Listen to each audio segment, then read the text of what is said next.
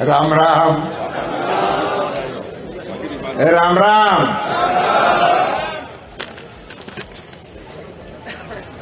રાજકોટ લોકસભામાં જસદણ વિધાનસભા ક્ષેત્રના ચૂંટણી કાર્યાલયના શુભારંભ પ્રસંગે મંચ પર બિરાજમાન આ વિસ્તારના જાગૃત અને સક્રિય ધારાસભ્ય અને ગુજરાત સરકારના વરિષ્ઠ મંત્રી ભાઈ શ્રી કુંવરજીભાઈ બાવળિયા, આપણા લોકસભાના સભ્ય ભાઈ શ્રી મોહનભાઈ, રાજ્યસભાના બંને મારા સાથીદારો ભાઈ શ્રી રામભાઈ મોકરિયા અને કેસરી દેવસિંહજી ઝાલા,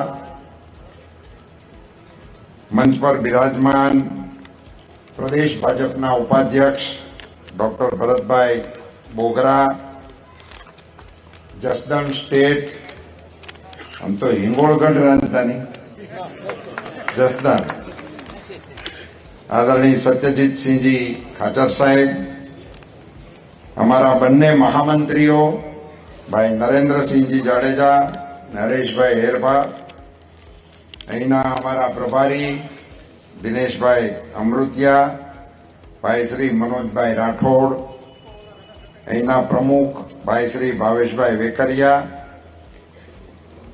સીમાબેન જોશી, સતીશભાઈ ભીમજિયાણી, ભીખાભાઈ રોકડ, અશોકભાઈ મહેતા, અનિલભાઈ મકાણી, અશ્વિનભાઈ સાંકળિયા, સોનલબેન વસાણી, અલાઉદ્દીનભાઈ ફોગ, રમાબેન મકવાણા. અહીંયા મંચની સામે અમારા અમદાવાદના પૂર્વ ધારાસભ્ય કનુભાઈ કોઠિયા અને એમના મિત્રો બધા બેઠા છે. આ બાજુ પણ ઘણા આગેવાનો જુદા જુદા વિસ્તારમાંથી અહીંયા આવીને અહીંયા આપણી સામે બેઠા છે. ખાસ કરીને ઢસાથી અમારે BL રાજપરા અને એમની ટીમ, વિનુભાઈ, અન્ય સૌ આગેવાનો, વિશાળ સંખ્યામાં ઉપસ્થિત આપ સૌ વડીલો, ભાઈઓ, બહેનો, યુવાન દોસ્તો, આપ સૌને કાર્યાલયના શુભારંભ પ્રસંગે આટલી વિશાળ સંખ્યામાં ઉપસ્થિતિ કરવાની વ્યવસ્થા કરવા માટે હું સંગઠનની ટીમને અને ધારાસભ્યશ્રીને હૃદયપૂર્વકના અભિનંદન આપું. 45 ઠાઠ પ્રમાણેની સભા કરી અને 55નો ઠાઠ કહેવાય ને. બધા વક્તાઓએ પાર્ટીની, રાજ્યની સરકારની, કેન્દ્ર સરકારની, મોદી સાહેબની ઘણી બધી યોજનાઓ વિશે તમને વાતો કરી છે. એટલે હું પાછો એની કરું, તમને એમ લાગે આ ક્યારે ખૂટશે, એટલે એમાં આપનો સમય લેવાના મતનો હું નથી. મારે આપ સૌને ચૂંટણી સંબંધી કાર્યાલય છે એટલે આપણે અહીંથી કાલથી કામ શું કરવાના, તો આપણે અહીંથી કાર્યાલયમાંથી આપણા જેટલા ગામો છે, નગરપાલિકા છે તો એમના જેટલા વોર્ડ છે, એના બૂથો સુધી મતદાનને દિવસે મતદાન કેવી રીતે થશે, કોણ મત લેવા માટે જશે, કોણ મતદારોને બહાર કાઢવા માટે નીકળશે, એની કઈ વ્યવસ્થા થઈ છે કે કેમ, સ્લીપો મતદારોને મળી ગઈ છે કે કેમ, કોઈ ગામ એવું છે કે જ્યાં આપણી વાત કરવા માટે આપણે પહોંચ્યા છીએ કે કેમ, આવી બધી નાની મોટી વાતો આ કાર્યાલયના માધ્યમથી આપણા કાર્યકર્તાઓ બેસીને યોજના કરશે.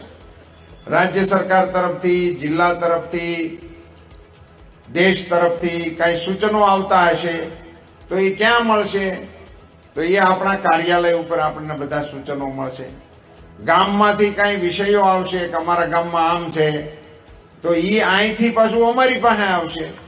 એમાં 2 વે કોમ્યુનિકેશન કરવા માટેની વ્યવસ્થા એ આજથી ઓફિશિયલ શરૂ થઈ છે.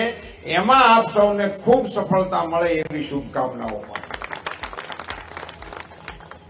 મિત્રો, ભારતીય જનતા પાર્ટીના કાર્યકર્તાઓ તરીકે આપણે બધાએ એક ધારા કમળના નિશાન ઉપર મત આપવા માટેની વર્ષોથી જૂના કાર્યકર્તાઓએ જે મહેનત કરી છે એનું પરિણામ છે કે આજે અહીં કુંવરજીભાઈ ઉભા થઈને એવું બોલી શકે કે હવે અમારે અહીં કોઈ વિધ્યું નથી, સામે. એનું કારણ એ છે કે એક ધારા આપણે લોકો કમળના મત સાથે જોડાયેલા રહ્યા એટલે ધીમે ધીમે આખો એ વિસ્તાર આગેવાનોની દૃષ્ટિએ અને કાર્યકર્તાઓની દૃષ્ટિએ ભારતીય જનતા પાર્ટી સાથે જોડાણો. અને એને કારણે બોગરા સાહેબ, આપણા કુંવરજીભાઈ અને આજે કેટલાક આગેવાનોને તમે જોડવાના નામોની જાહેરાત કરી, નગરપાલિકા વાળા, જિલ્લા પંચાયત વાળા, તાલુકા પંચાયત વાળા, એ બધાની આજે જાહેરાત થઈ. એને કારણે આજે આપણા કામને સુકન કરાવવાનું કામ યાદ થયું. મને એમ લાગે છે કે આપણે 6મી તારીખ સુધી આ કામ હાલશે એવું લાગે છે. અને કેટલાક 7મી આવશે કે હવે અમે રહી ગયા છીએ, તમે અમને જોડી દો. આ પ્રકારનું જયારે વાતાવરણ બન્યું હોય ત્યારે એક વાતની આપણે જો ખટક રાખીએ કે આવો માહોલ આવ્યો છે એટલે અત્યાર સુધીમાં ન થયું એવું મતદાન પણ આ વખતે કરી શકાય.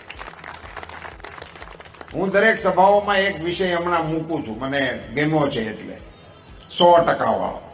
એટલે આપણે આખા વિસ્તારનું 100% મતદાન કરશું, તમને એમ લાગે એવું તો અઘરું લાગે. એ અમારા ખેડૂની એક વાર્તા છે. બહુ બાજરો હારો થયો હતો ને, ફળિયામાં મોટો ઢગલો કર્યો. પટલાણી આવીને પૂછ્યું કે આટલો બધો બાજરો, આનું શું કરવાનું? તારે દળવાનો. તો એ તો દળવાનો હાથે જ હતો, સિસ્ટમ હાથે દળવાની હતી. એને એમ થયું કે આ ઢગલો મારે એકલીને દળવાનો છે, એને દવા પીધી. ભાઈ તો દળવાનો જ એટલો હોય જેટલો ખાવાનો હોય એટલો, બાકીનો ક્યાં દળવાનો હોય. એમ આપણે આખી સીટનું એમ કે 100% તો અઘરું લાગે. પણ મારું કુટુંબ, મારા કુટુંબના મતદારો, એનો હું માલિક છું. તો હું 11 વાગ્યામાં એવું મારા મતદાનના આંગળીના નિશાન સાથે વિડીયો મૂકી શકું. મારા પરિવારે 100% મતદાન કરીને એમ જો આપણા બધા પરિવારો મતદાન કરવા માટે નિર્ણય કરે તો 100% મતદાન થવાની દિશામાં દાખલો બેસી જાય. અને એ આ વખતે થવાની સંભાવના છે. મને ઘણા ઉદ્યોગપતિઓએ કહ્યું છે કે હું અમારા ઉદ્યોગના બધા કર્મચારીઓનું પણ મતદાર યાદી બનાવવાનો છું અને એ બધા મતદાન નાખી દે એની કાળજી રાખવાનો છું.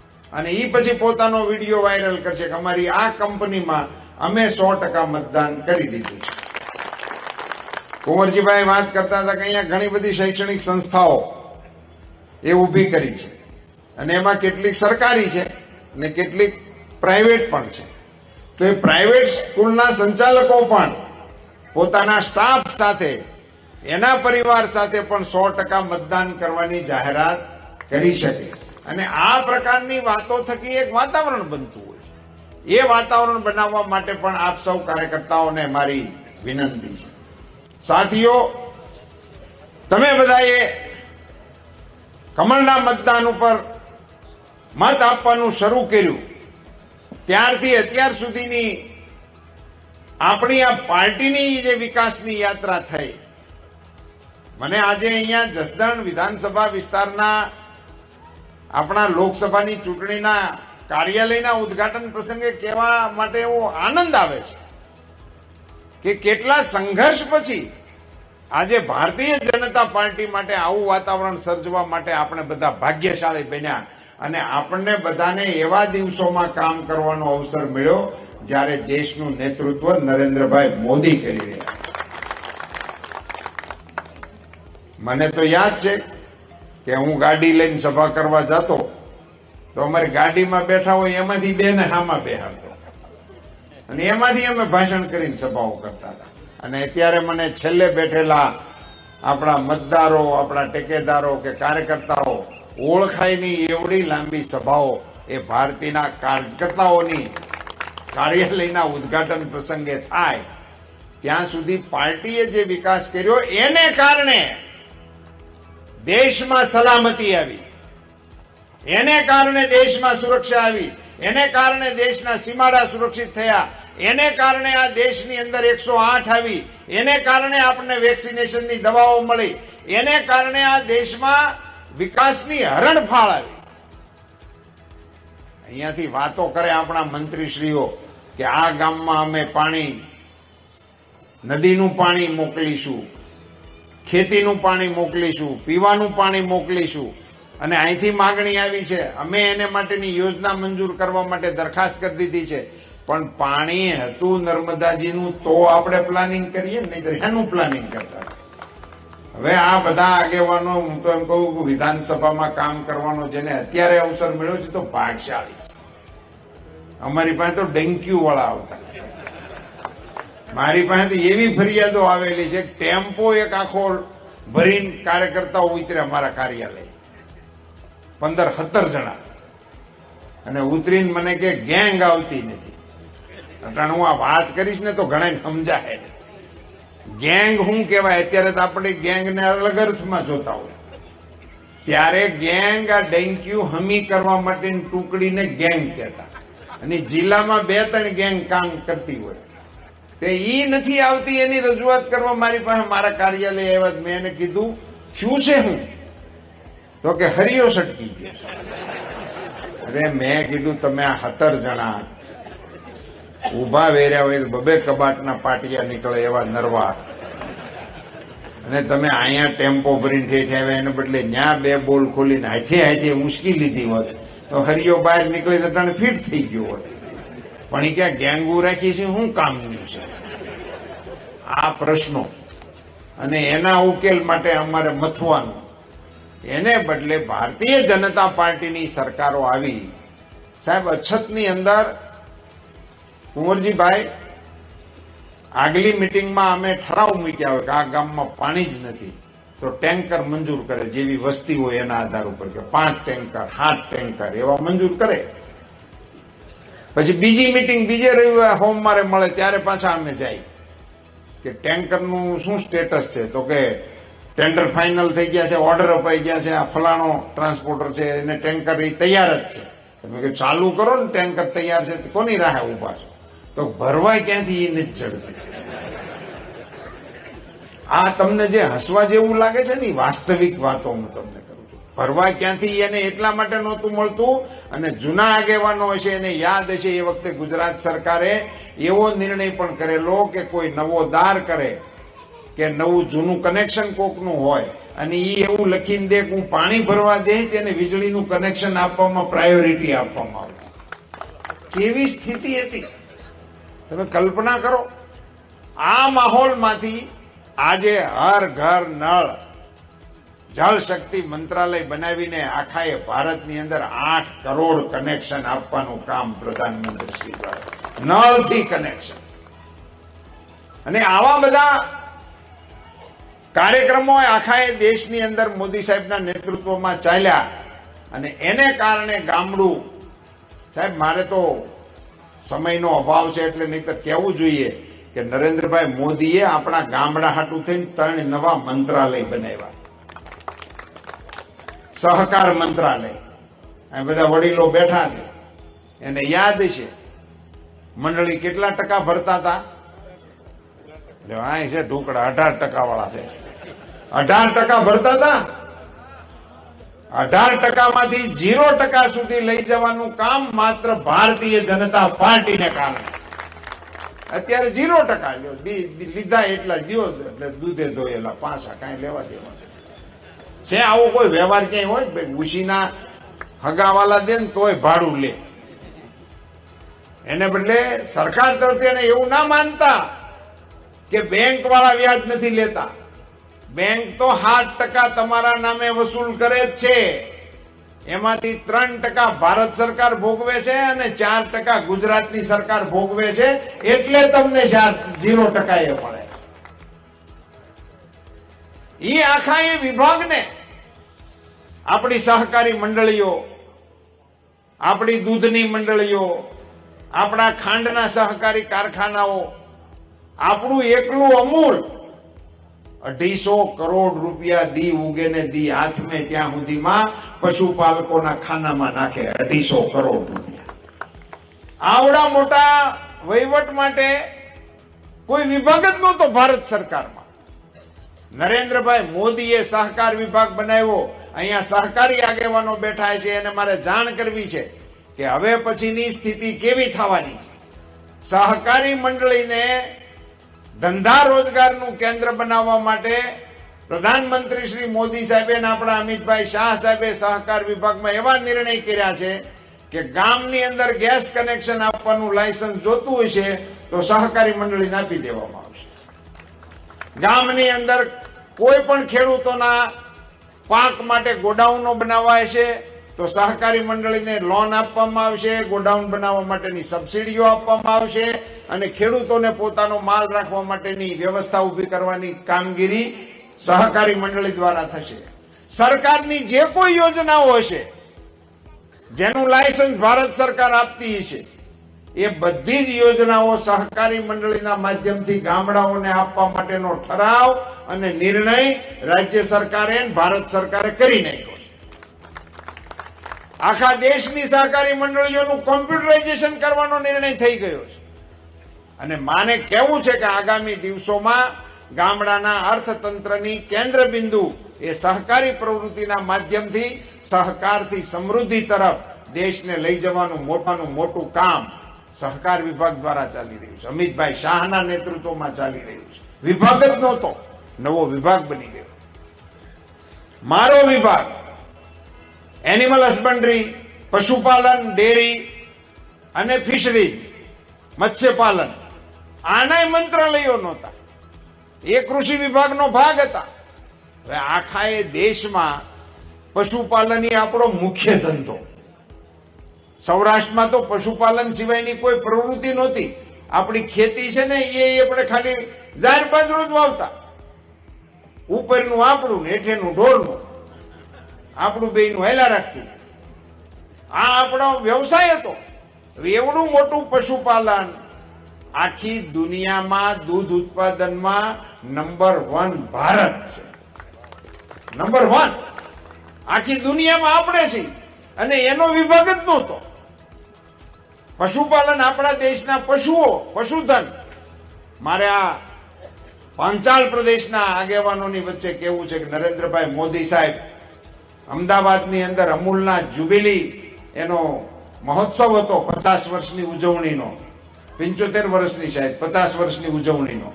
એ કાર્યક્રમમાં પધાર્યા હતા ત્યારે નરેન્દ્રભાઈએ અમૂલના આગેવાનોના વખાણ કર્યા, એની અંદર જોડાયેલા ડાયરેક્ટરોના, દૂધ મંડળીઓના, દૂધ સંઘના બધાયના વખાણ કર્યા. પછી એક વાત બોલ્યા હતા કે આપણે જેનો મુખ્ય ફાળો છે એનો તો કોઈ દિવસ ઉલ્લેખ નથી કરતા. આપણું પશુધન છે તો આ બધું છે, એટલે હું પશુધનને પણ આનો યશ ભાગી આપવા માટેનું વાત કરું છું. એમ કરીને પશુધનને વંદન કરવાનો વિશાળ અને વાત નરેન્દ્રભાઈ મોદીએ સભાના મંચ ઉપરથી કરી. આપણને બધાને કોરોનાની રસી મળી ગઈ એટલે એની વાહવાહી આપણે બધા કરી. આખા દુનિયાની અંદર એનો આપણને જશ પણ મળ્યો, બચી પણ ગયા. પણ આ દેશના પશુઓને પણ વેક્સિન આપવા માટેનો નિર્ણય આપણા દેશના પ્રધાનમંત્રી શ્રી નરેન્દ્રભાઈ મોદીએ કર્યો. તમને બધાને હવે તો અહીંયા અનુભવ થતો હોય છે. 108ના આપણે વખાણ કર્યા. એ નવી આવી હતી ત્યારે મોદી ગાડી છે એમ કરીને લોકો જોવા નીકળતા, ઉંકરાટા કરતી નીકળતી. અને ઘણા તો એમને હોતે મિસ કોલ મારેલા કે અમે ટેસ્ટ કરતા હતા આવે છે કે નહીં. હવે બધાને સમજાઈ ગયું કે આની આવી મશ્કરી ના કરાય, એટલે હવે એનો રેગ્યુલર ઉપયોગ માંડ્યો થવા. પણ 108 દેશના નાગરિકોને મોદી સાહેબે આપી એમ દેશના પશુઓ માટે 1962 નંબરની એમ્બ્યુલન્સ પણ આપવા માટેનો નિર્ણય કર્યો. નંબર યાદ રાખજો, 1962. 1962 ડાયલ કરશો ને એટલે પશુ ડોક્ટર સાથેની એમ્બ્યુલન્સ તમારા ઘેરે સામે આવીને ઉભી રહે ને પૂછશે શું થયું ભગરીને. આ નિર્ણય કરેલો છે મોદી સાહેબે. આ ત્રણેય વિભાગો નરેન્દ્રભાઈ મોદીએ બનાવ્યા. આખો દરિયાકાંઠો 3 કરોડ ફેમિલી મત્સ્યપાલન હારે જોડાયેલા. 60,000 કરોડનું સી ફૂડ એક્સપોર્ટ કરીએ આપણે. એવડા મોટા વ્યવસાયનું મંત્રાલય નહોતું, સહકાર મંત્રાલય નહોતું, પશુપાલન મંત્રાલય નહોતું, મત્સ્યપાલન મંત્રાલય નહોતું. આ બધા જ વિભાગો એવા છે જે દેશના ગામડા સાથે સંકળાયેલા છે.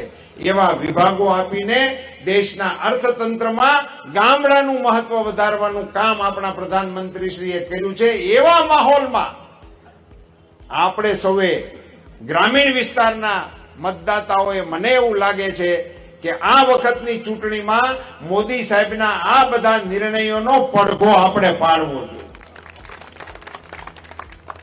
મતદાન કરતી વખતે ત્યાં જે નિર્ણયો થાય એની અસર તો થવી જોઈએ. અને મિત્રો, રામલલા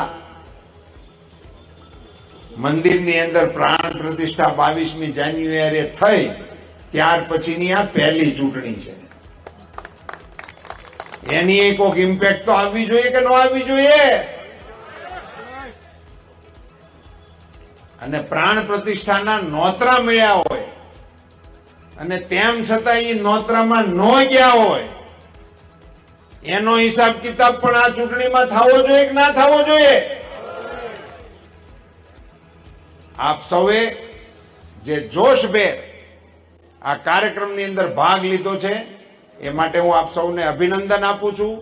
મંડળના કાર્યકર્તાઓને અને બૂથના કાર્યકર્તાઓને ધન્યવાદ આપું છું. સાથે સાથે મારે આપ સૌને આજની સભામાં બે અમારા રાજવીઓ મંચ ઉપર બિરાજમાન છે, સત્યજીત કુમાર સાહેબ અને વાંકાનેર સ્ટેટ અમારા રાજ્યસભાના મારા સાથીદાર કેસરીદેવસિંહજી. પણ મને જ્યારે સત્યજીત કુમારસિંહજીનું સ્વાગત કરવાનો કાર્યક્રમનું અહીંથી કોઈકે જાહેરાત કરી તો સભામાંથી બધા ક્ષત્રિય આગેવાનોને બોલાવી અને એમનું બહુમાન કરવા માટેનો કાર્યક્રમ યોજાય અને બધા ક્ષત્રિય આગેવાનો અહીંયા આવીને એમનું સન્માન કર્યું. હું આ ઘટનાને ક્ષત્રિય સમાજની સમજદારી માટે વંદન કરું છું, એમને ધન્યવાદ આપું. મારે ક્ષત્રિય સમાજના આગેવાનોને સમસ્ત રાજ્યના આ સભાના માધ્યમથી એક વિનંતી કરવી છે કે ભૂલ કરી હતી મેં કરી, એની મેં જાહેરમાં માફી માંગી લીધી, કારણ કે મારો ઈરાદો નહોતો. અને સમાજની સામે જઈને પણ મેં માફી માંગી અને સમાજની વચ્ચે જઈને, અને સમાજે મને એનો પ્રતિસાદ પણ આપ્યો. પણ મોદી સાહેબની સામે શા માટે?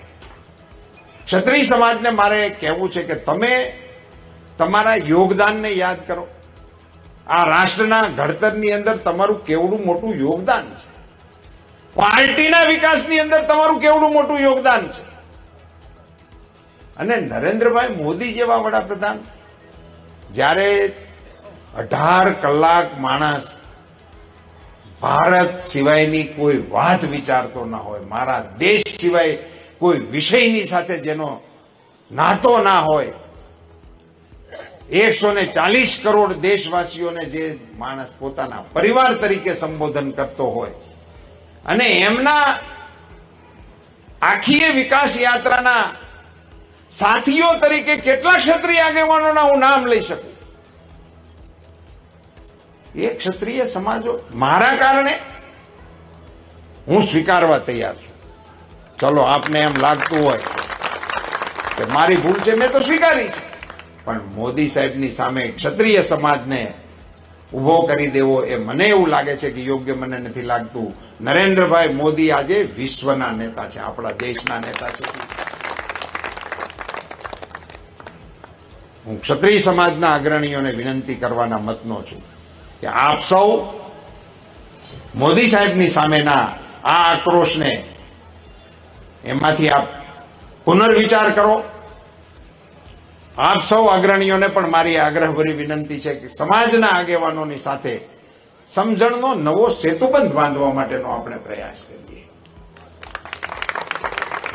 મિત્રો, ચૂંટણી માટે હું નથી કહેતો, હાર જીત માટેના વિષય માટેની આ વાત નથી. સમાજ જીવનના આપણા તાણાવાણાને સ્પર્શતો વિષય છે, એને રાજકારણથી દૂર રાખવા માટેની કોશિશ ક્ષત્રિય સમાજ અવશ્ય કરશે એવી વિનંતી સાથે હું આ સભામાં આપ સૌને પ્રચંડ મતદાન કરવા માટે 7મી તારીખે 10 વાગ્યા પહેલા મતદાન પૂરું થઈ જાય એ પ્રકારે સૌ કાર્યકર્તા કામે લાગો એવી વિનંતી કરીને વિરમું છું. આપ સૌનો ખૂબ ખૂબ આભાર.